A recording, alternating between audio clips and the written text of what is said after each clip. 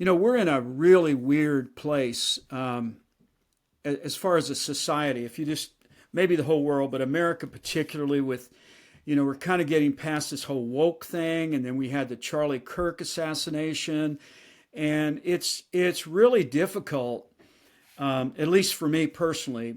I spend a lot of time out in the community. I'm in the music scene, and I'm a part of a number of community organizations doing stuff. It's really hard sometimes to know what you can say and what you can't say about social issues, racial issues, politics, religion. I mean, the whole gamut of it. And I know the book Awaken, you hit in a lot of that because you wrote this during COVID when you were locked down and you were thinking about stuff. But anyway, talk to me a little bit about, I'm out in the community. I live in a small community now, not in a big city anymore.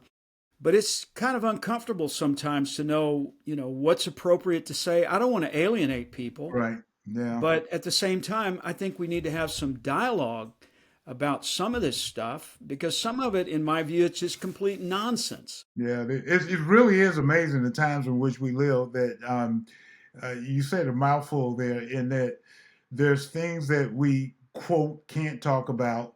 And then there's things that we're talking about that we shouldn't be talking about. Right. You know, That's wait a minute. I didn't even know that was even.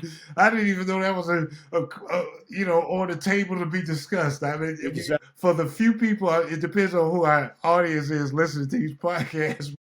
The National Enquirer used to be something that you just walk past and say that's a bunch of nonsense. Now it's probably right. it's probably Yeah, more. it's It's like the Wall Street Journal. front page news. Yeah, no, it's true. It's true. And equally, having been traveling around the world quite a bit. I've been to Australia, been to Africa, I've been to Europe quite a bit. This is all post COVID. It's amazing uh, how people view the United States and the comments and things that people are saying, and of course we being, I guess, supposedly the last remaining superpower on the globe, that all eyes are focused on the United States. I remember. Jim, when we were in Edinburgh, Scotland, a couple of years ago, right before the election, and I'm just sitting there trying to enjoy the arts and music festival, and they're asking me about the political landscape. Right, right, right.